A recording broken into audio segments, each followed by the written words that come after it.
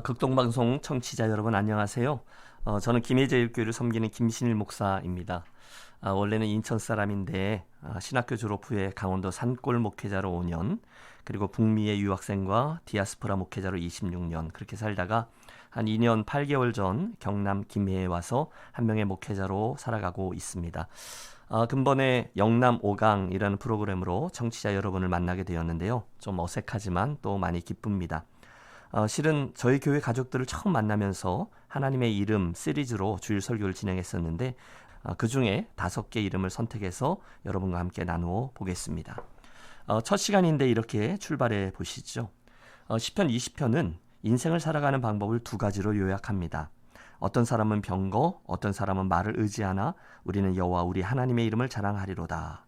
첫째는 인생의 병거나 말을 의지하며 사는 방법이고, 둘째는 하나님의 이름을 자랑하는 그분의 이름을 의지하며 사는 방법이라는 거죠. 이야기가 시작됩니다. 그런데 우리는 왜 우리 입술로는 하나님이 나의 피난처요 산성이요 피할 바위가 되십니다 라고 말하는데, 실제로는 이 세상의 병과 마병들에게로 먼저 달려가곤 하는 걸까요? 우리들의 딜레마예요. 제 생각에는 아마 저와 여러분이 우리 하나님이 어떤 분인지 실제로는 잘 모르기 때문인 것 같습니다. 아는 것 같은데 실제로는 잘 모르는 거죠. 그래서 하나님께 먼저 달려가지 않아요. 그래서 하나님의 이름입니다. 저를 포함해서 우리는 늘 고민합니다. 왜 이렇게 잘 안 변하냐?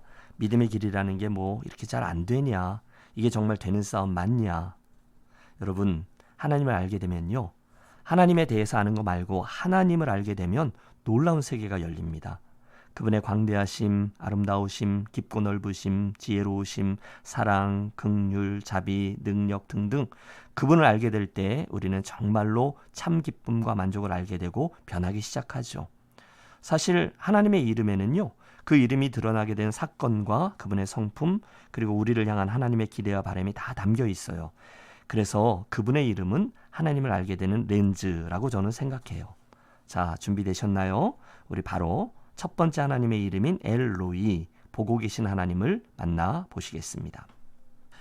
창세기 16장에는 인생의 곤고함으로 처절하게 신음하고 있는 한 여인이 등장해요. 하갈이죠.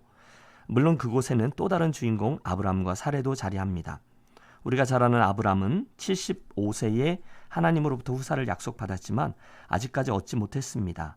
기다리다가 지쳤는지 당시 풍습을 따라서 인간적인 방법을 동원하죠. 원하건대 내 여종에게로 들어가라. 내가 혹 그로 말미암아 자녀를 얻을까 하노라 하매 아브라함이 사레의 말을 들으니라. 언제부터 그렇게 말을 잘 들었다고 아브라함이 바로 아내에게 순종하죠? 하갈이라는 애굽 출신의 여종이 하나 있는데 자기를 대신하여 자녀를 낳게 하자라는 것이었습니다. 그때로부터 하갈의 슬픈 이야기가 시작됩니다. 주인의 명에 따라서 결국 아브라함의 아기를 갖게 된 거죠. 하지만 하갈이 곧 실수합니다. 아이를 갖게 되자 주제넘게 주인이었던 사레를 멸시한 겁니다. 분위기 파악을 못한 거죠. 아니, 가뜩이나 여주인의 신경이 곤두서 있는데 그녀를 멸시한다고요? 집안이 시끄러워지고 사레가 남편을 잡습니다.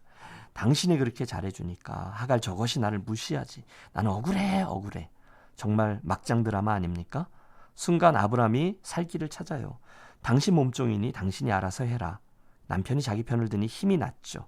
옳거니 여종을 심하게 학대했고 결국 하갈은 가출, 즉 도망을 선택합니다. 그리고 그 광야길을 헤매다가 그만 최악의 상황을 만나요.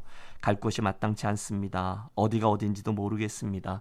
대책도 없어요. 게다가 홀몸도 아니었지 않습니까? 그러니 그녀가 얼마나 곤고했을까요? 외로움, 두려움, 원망, 분노, 절망, 자학 등등 이 모든 것들이 와락 그녀를 삼키려 드는 순간이에요.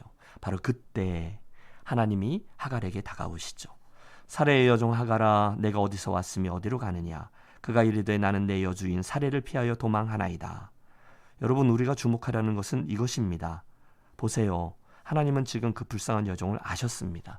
그녀의 이름도 아셨어요. 아니, 그녀가 왜 도망을 쳤는지, 지금 갈 바를 모르고 광야를 헤매고 있는 것도 다 보고 또 아셨습니다. 그녀를 추적하셨고 다가오시고 놀라운 약속까지 주시죠. 내 여주인에게로 돌아가라. 그 수하에 복종하라. 내가 내 씨를 크게 번성하여 그 수가 많아 셀 수 없게 하리라.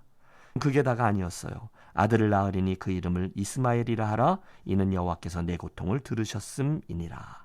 순간 하갈의 반응이 감동적입니다. 하갈이 자기에게 이르신 여호와의 이름을 나를 살피시는 하나님이라 하였으니 이는 내가 어떻게 여기서 나를 살피시는 하나님을 배웠는고 함이라. 여러분, 하갈이 그날 자기를 살피시는 하나님, 즉 자신의 곤고함을 보고 계시던 하나님을 만났어요. 그리고 그 이름을 힘입어서 다시금 여주인 사라에게로 돌아가 인고의 세월을 견디고 마침내 아들 이스마엘을 얻습니다. 자, 오늘 우리의 관심이 여기 있습니다. 물론 그녀는 아직 하나님이 누구신지를 몰랐습니다. 그러나 하나님은 이미 그녀의 형편과 마음과 인생의 여정을 다 보고 계셨다는 겁니다. 왜냐? 그분은 엘로이의 하나님, 보고 계시는 하나님이셨기 때문이에요. 그분은 다 보십니다. 그분은 다 아십니다. 여러분은 우리 하나님이 엘로이, 보고 계시는 하나님이라는 사실을 믿으십니까? 이건요, 정말 놀라운 알입니다. 그분은 엘로이이세요. 그래서 그분은 오늘 우리들의 형편과 곤고함, 기쁨, 슬픔, 실패, 의심, 나아가 절규까지도 다 보고 계십니다. 그분 자신이 보고 계시는 하나님 엘로이시기 때문이에요. 여러분 아십니까? 바로 그 이름을 믿을 때 우리 삶에는 놀라운 일들이 일어나기 시작하죠. 3가지 정도인데요. 먼저 우리는 인내할 수 있어요. 2번째는 충성할 수 있고요. 그리고 3번째는 소망의 기도를 계속해 나갈 수 있습니다. 자, 하나씩 생각해 보시죠. 가장 먼저 우리가 엘로이, 보고 계신 하나님의 이름을 믿는다는 것은 우리가 어려움에 처했을 때 인내할 수 있게 된다는 것을 의미합니다. 곤고한데요, 인내할 수 있어요. 왜냐? 그분이 보고 계시니까요. 살다 보면 종종 어려운 일들을 만나죠. 하갈처럼 큰 산을 만나기도 하고 죄와 허물로 인해 넘어지기도 해요. 또 어쩔 때는 하나님을 너무 멀리 떠나 있다는 생각도 하고 기도가 다 무슨 소용이람 의심하기도 합니다. 인생에는 분명 쉽지 않은 시간들이 다가옵니다. 설명이 되지 않을 때가 굉장히 많아요. 혹시 청취자 여러분, 오늘 어려움의 한가운데 처해 계시지는 않습니까?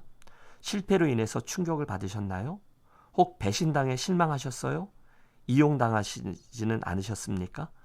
또 가족이 편찮으셔서 힘들거나 잘 섬기다가 혹시 무슨 일로 시험 드시진 않으셨어요?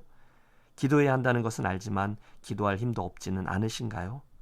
그때 엘로이, 보고 계시는 하나님의 이름을 기억하고 얼른 그 이름에게로 달려가시기를 바랍니다. 틀림없어요. 하나님 그분이 보고 계시지? 그러면 순간 하늘에서 위로와 평강이 임합니다. 그분이 보고 계시지? 그러면 인내할 수 있어요. 왜냐하면 그분이 아시거든요. 바로 그 순간에 무엇이 중요하고 무엇이 덜 중요한지 금방 분별이 됩니다. 우리 삶의 우선순위도 정리되고요. 놓아야 할 것, 그리고 반드시 붙들어야 할 것이 바로 눈앞에 드러나죠. 그분의 시선을 의식하면 말입니다. 오래전에 함께 섬겼던 교회에 시무장로님 한 분이 이제 은퇴하시면서 원로장로로 추대를 받게 되셨습니다. 그런데 어느 날 뭔 일로 인해서 크게 섭섭한 마음이 드신 거예요. 여러분, 섭섭병에는 약이 없거든요. 결국 장로님이 나 원로장로 추대 안 받겠습니다 선언하시고 쾅, 그 마음의 문을 닫으셨어요. 그러니 여러분, 교회가 얼마나 썰렁해졌겠습니까? 전화도 드리고 찾아도 가고 빌어도 보고 달래도 보고 다 했는데 마음 문을 안 여세요. 급기야 평생 섬겼던 교회를 두고 다른 교회 가서 예배도 드리고 그러셨습니다. 그런데 어느 한순간에 정말 하나님의 은혜죠. 거짓말처럼 이분이 마음을 되돌리셨어요. 바로 이 하나님의 이름 엘로이, 보고 계신 하나님에 대한 말씀을 들으시다가 그 상한 마음을 푸신 거죠. 어떻게 해요? 그래, 하나님이 보셨지? 하나님이 아시지? 그러면 뭐 그렇게 된 거죠. 도망했던 하갈이 어떻게 다시 사라에게 되돌아갈 수 있었을까요? 틀림없습니다. 보고 계신 하나님 엘로이를 만났기 때문이에요. 그분이 다 보시는구나, 그분이 다 아시는구나, 그러면 뭐, 그러면서 돌아간 거예요. 맞습니다. 우리가 보고 계신 하나님 엘로이, 그분의 이름을 알고 믿으면요, 우리는 오늘 어떤 곤고함도 인내로 이겨낼 수 있습니다. 2번째, 엘로이, 보고 계신 하나님을 믿으면 우리는 끝까지 충성할 수도 있습니다. 우리 청취자들 가운데 주님이 주신 여러 직분을 맡으신 분들이 계실 거예요. 열심히들 하시죠. 그러나 그렇게 주님과 교회를 섬기다 보면 별일들을 다 만나게 되시지 않습니까? 그래서 종종 고개를 갸우뚱하게 되기도 하고 좀 서운해하기도 하고, 아니 심지어 마음도 좀 상하고 누군가를 미워하게도 되고 그럴 수 있습니다. 그래서 연말쯤 되면 내년에는 또는 한 2달만 방학 좀 하고 싶다. 그런 생각도 종종 해봅니다. 그런데 우리 알아요. 그게 제일 쉬워 보이지만 가장 좋은 방법은 아니라는 것을요. 그때 이 보고 계신 하나님 엘로이, 그분을 새롭게 기억하면 우리는 끝까지 충성할 수 있습니다. 저는 믿습니다. 충성의 비결은요, 하나님의 그 시선을 의식하는 겁니다. 그분이 보고 계시지? 그러면 계속 전진할 수 있어요. 사무엘상 25장에 보면 무척 흥분해 있는 다윗이 나옵니다. 다윗이 누군데? 요즘 주인한테서 도망쳐 나오는 종들이 많다며? 이렇게 다윗과 그 일행을 도적대로 취급하며 모욕하던 나발이라는 사람에게 다윗이 너무 화가 난 거죠. 그래서 복수를 다짐합니다. 내 이 모욕을 피로써 갚으리라. 나발은 이제 죽은 목숨이죠. 그런데 그 복수의 길이 갑자기 멈춰서요, 아비가일이라는 여인이 다윗을 맡고서 이렇게 말했기 때문입니다. 다윗이여 참으시옵소서. 이것은 하나님의 사람인 당신이 할 일이 아닙니다. 당신은 하나님의 아름다움이 담겨있는 사람입니다. 순간 다윗이 정신을 차립니다. 그렇지, 이건 내가 할 일이 아니지. 나는 하나님의 기름 부음을 받은 사람이지. 내가 이런 일로 하나님의 사람다움을 포기할 수 없지. 한순간 다윗이 보고 계신 하나님의 시선을 의식한 거예요. 결국 그는 미련했던 나발을 두고 자기가 가야 될 길을 꾸준히 걷습니다. 그의 삶은 그 덜 중요한 일들로 인해서 절대로 흐트러지지 않아요. 맞습니다. 하나님이 엘로이, 보고 계신 하나님이심을 믿는 이들은 앞에 일어나는 어떤 사람이나 사건들에 대해서 성질로 반응하지 않아요. 대신에 선으로 악을 이기며 충성할 수 있죠. 어떻게 해요? 엘로이를 믿는 믿음으로요. 그분을 향한 시선으로요. 예수를 믿다 보면 종종 속상하기도 하고 배신감도 들고 심지어 회의감도 올라오곤 합니다. 그때 여러분, 이 하갈처럼 엘로이 하나님, 그분의 시선과 마주치시기를 권합니다. 하나님이시다. 그분이 다 보고 계셨네. 그러면 뭐. 그리고 아무 일도 없었던 것처럼 꾸준히 충성하십시오. 그게 비결이죠. 자, 3번째예요. 엘로이, 보고 계신 하나님을 믿으면 우리는요, 심지어 소망이 없어 보이는 상황에서도 끝까지 기도할 수 있습니다. 여러분 힘드시잖아요. 포기하고 싶을 때 있으시잖아요. 다 내려놓고 싶을 때 있잖아요. 그때 포기하지 마십시오. 대신에 우리의 기도를 보고 또 듣고 계시는 엘로이 하나님, 그분을 기억하고 그분께 기도하십시오. 그분이 다 보고 계세요. 제 부끄러운 이야기인데 좀 드리죠. 제 이야기입니다. 2008년 12월경에 저는 하나님으로부터 인생에 아주 큰 기도 응답을 하나 받습니다. 그때까지 저는 그 기도가 그때로부터 한 10년 전인 1997년 봄에 했던 기도로 알고 있었어요. 그 당시 저는 대학원을 졸업하고 목사 안수를 받게 되었는데 자연히 인생의 진로를 놓고 소위 산기도를 삼각산으로 다니기 시작했습니다. 답답하고 컬컬하면 산에 올라가서 소나무 뿌리를 하나 뽑아 옛날 부흥사 목사님들이 했던 말씀이 생각났기 때문이죠. 여러분, 초봄에 삼각산 꼭대기는 굉장히 춥습니다. 그러면 산을 오르기 전에 그 아래 철물점에 들러서 김장 비닐을 한 2m 정도 끊어서 이렇게 접어서 주머니에 넣고 올라가는 거죠. 그리고 꼭대기에 올라서 한쪽 끝을 묶고 그걸 쫙 펼쳐서 그 안에 쏙 들어가서 기도하는 거예요. 그러면 하나도 안 춥거든요. 주야, 주야. 여러 명이 그렇게 비닐로 안에 들어가서 밤새워 기도합니다. 저도 기도하는 거예요. 주님, 이제 목사가 된다 하니 다시금 헌신을 다짐합니다. 제 인생 아버지의 것이니 마음껏 사용하셔서 주님 쓰시기 합당한 그릇으로 삼아 주십시오. 간절히 기도하는 거죠. 그러다가 드디어 목사 안수를 받은 그 주간입니다. 그 주간에 산을 오르는데 그래서 그런지 산세도 달라 보이고 분위기도 푸근하고 기도하는데 제 앞에 막 산비둘기가 7마리가 와서 쪼르륵 앉아있기도 하고 막 그랬습니다. 저 혼자 그렇게 막 끼워 맞추고 오버하면서 기도하는 거죠. 주님, 이제 이쯤 되었으니 혹시 가하시면 저에게도 유학의 기회를 좀 열어주십시오. 제가 절대로 제 인생의 영달을 위해 이력서에 한 줄 두 줄 더 써넣기 위해서 하는 공부가 아니라 하나님 나라를 위해서 선한 도구로 구비되기 위해 공부를 할 테니 혹시 기회를 주십시오. 진지하게 산기도를 마쳤어요. 그리고 내려왔는데 따르르릉 캐나다에서 전화가 하나 걸려왔고 이후 저는 캐나다로 가서 학업과 목회를 진행하게 되었습니다. 그리고 6년 반이라는 시간이 금세 흘렀죠. 2003년 1월쯤입니다. 캐나다 에드먼턴에서 열린 선교대회에서 저는 또 한 번 비슷한 아주 간절한 기도를 올려드렸어요. 여러분, 선교대회를 조심하셔야 돼요.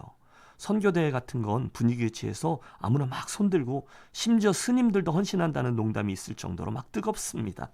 제 기억으로 한 1,500명 정도 되는 전 세계에서 모인 그런 사람들이 팍팍하게 들어서 있었던 그 강당에 나이가 많으신 거의 은퇴할 때가 되신 미국 선교사님이 단위에 오르셔서 자기가 천국에 가서 듣고 싶은 두 마디에 대한 말씀을 전하셨어요. 하나는 웰단이라는 말입니다. 그분은 주님으로부터 잘하였도다라는 칭찬이 듣고 싶다는 거였어요.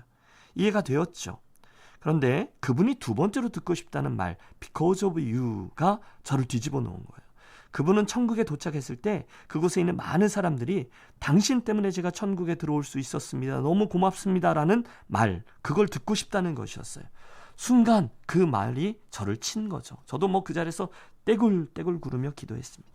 주님, 바로 저것입니다. 저도 그날 그 이야기 듣고 싶습니다. 그 일을 위해 한 번만 더 학업의 길을 열어주십시오. 예, 그 해에 저는 다시 한번 미국 저 남부 켄터키주에 있는 에즈베리 신학교로 또 한번 유학의 길을 떠나게 됐죠. 긴 이야기를 짧게 줄여 그 학위 과정을 마치고 이제 졸업을 하게 된 거예요. 그러니 정말 감격 그 자체였죠. 그런데 여러분, 제가요 그 삼각산 꼭대기에서 절대로 제가 폼되지 않겠습니다. 주님과 약속을 했거든요.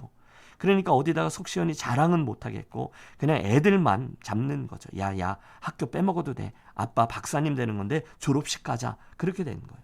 그 길이 편도로 한 이틀 정도 걸리는 운전 길이었어요. 12월의 겨울길이었으니까 제 기억으로 아주 스산한 암갈색의 시골길이었죠. 알칸사스 어디쯤 되는 건데 한순간 운전하고 있는 제 눈앞에 전광석화처럼 20년 전 신학교 2학년 때 강의실에서 앉아있는 제 모습이 번쩍하고 펼쳐지는 거예요. 그 당시에 존경하던 제 모교의 이상훈 학장님, 지금은 이제 주님 품에 계신데요. 그분이 수업 중에 인생의 깊은 성찰과 교훈이 묻어있는 강의를 진행하다가 당신의 유학 경험에 미친 영향을 말씀해 주신 적이 있어요. 순간 제 가슴이 마구 뛰기 시작했고 수업 후에 그 강의실에 홀로 남아 정말 간절히 기도했습니다. 주님, 좀 황당한 이야기인 줄 저도 알지만 혹시 가하시면 저에게도 나중에 이런 유학의 길을 좀 열어주시겠습니까? 제가 정말 하나님의 나라를 위해서 선용되는 인생을 살겠습니다. 인생에 몇 번 기억하지 않는 아주 간절한 기도였어요. 그런데 여러분 아십니까? 그 기도를 마치고 제가 눈을 뜨면서 픽 하고 웃었습니다. 유학은 무슨? 그리고 새까맣게 잊어버렸습니다. 왜냐하면 저는 유학이라는 것을 꿈꿀 수 있는 상황과 처지에 있는 사람이 아니었기 때문이에요. 제 성품도 그렇고 상황도 그렇고 재정적인 것도 그렇고. 그래서 제가 그냥 그때 그 픽 웃고 완전히 잊어버렸어요. 그런데 그때로부터 20년이 지난 어느 날 그 미국의 시골길을 운전하고 있는데 거짓말처럼 그때의 제 기도하는 모습과 픽 하고 웃던 제 모습이 영화의 한 장면처럼 제 눈앞에 확 펼쳐지는 거예요. 저는 믿어요. 주님이 그 장면을 찍어두셨다가 봤냐? 그러면서 저에게 보여주신 사건이라고요. 그리고 이어진 홀로 부흥의 시간을 저는 아직도 기억하고 있습니다. 드리는 말씀은 이겁니다. 하나님께서는 그날 19살짜리 그 자그마한 신학생의 기도하는 모습을 보고 계셨다는 거예요. 그리고 그 다음에 20년이라는 세월 동안 저를 대관령으로, 태백으로, 알버타로, 켄터키로, 텍사스로 이렇게 돌아다니게 하시더니 한순간 저 자신도 잊고 있었던 그 기도를 이루어 주신 거예요. 여러분, 그분은요 엘로이, 보고 계신 하나님이라는 거예요. 그날 이후 저는 소망의 기도를 잊지 않습니다. 그분이 보고 계시지 어떤 상황에서도 기도할 수 있다는 거예요. 그분이 말씀하셨어요. 여인이 어찌 그 젖 먹는 자식을 잊겠으며 자기 태에서 난 아들을 긍휼히 여기지 않겠느냐. 그들은 혹시 잊을지라도 나는 너를 잊지 아니할 것이라. 사랑하는 청취자 여러분, 혹시 오늘 힘드십니까? 실망하고 낙담하셨습니까? 하나님은 나를 잊으셨을 거야 라고 생각하세요? 혹시 그분이 원망스러우세요? 모든 게 총체적인 난국입니까? 기억하세요. 힘내세요. 왜요? 그분이 보고 계시고 알고 계시기 때문이죠. 그분은 엘로이, 보고 계신 하나님이십니다.